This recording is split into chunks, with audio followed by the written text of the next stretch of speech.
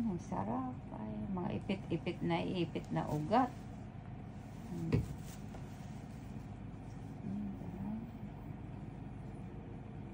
Pag tatlo sila, yun. Dagdagan mo na lang ng ulo. Tigit there. Alay mo magpamasahe ulit sila.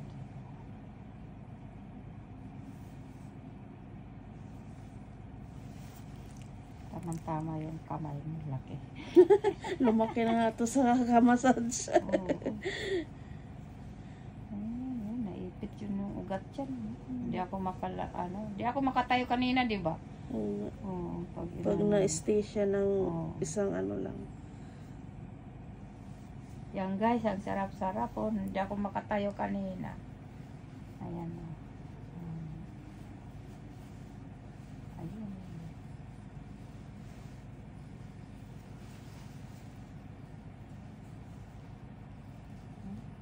Ang sarap. Ayan, yung ganda sa may gilid. Parang ano na ata yung ano ko dito. Ito siya. Ayun, parang ano na ata yung mga paa ko. Wala nang ano. Ilang taon na ba ako nakatayo. Grabe. Araw-araw.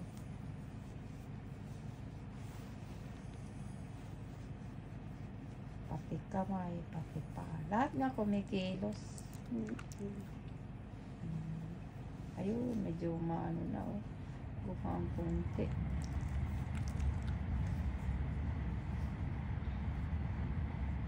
Ano yung mga ugat na natutulog? Siyempre pagod po.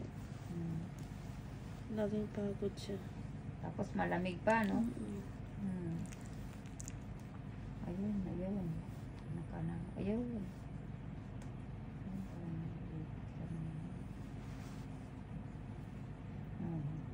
Doon banda na po. Yan. Dito nawala konti.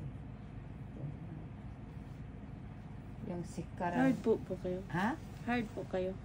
Hard? Oo. Oo. Gusto mo yun? Hagod siya ng hard. Siguro pa matanggal. Kala ko hard walking. Hindi, yung massage. Oo. Kasi yung iba ayaw ng hard. Sakit daw. Oo. Kasi pag para dinidin mo na lang. Hindi na. Sabi nga dito, ang tuhod. Sabi ko nga sa kanila, maligo sila bago magpamasahe. Oo, yun. Tsaka, kahit hindi muna sila kumain kasi bawal kumain ng masahe.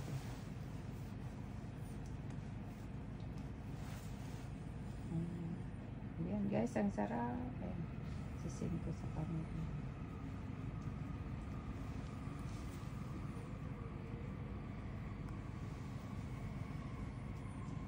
Anong oil yan? Langis? Ha? Olive. Olive. Olive with rosemary. Ginawa mo? Si Tita Tess po gagawin. Ha? Si Tita Tess.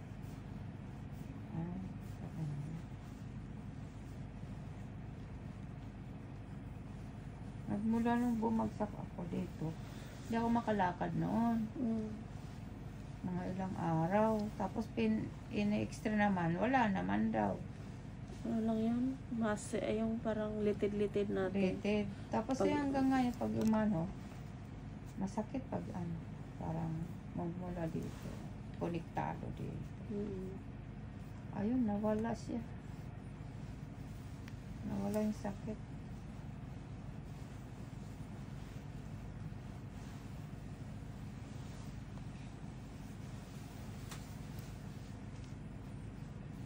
Kasi doon sa pamasahe, kung dito lang, taas lang. Pag dito, wala rin.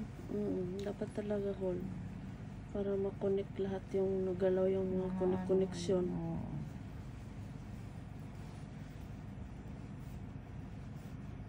Bukas ako magpamasahe lahat.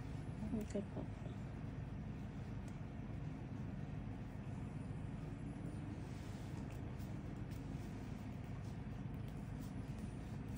Sana nga makita nila ito.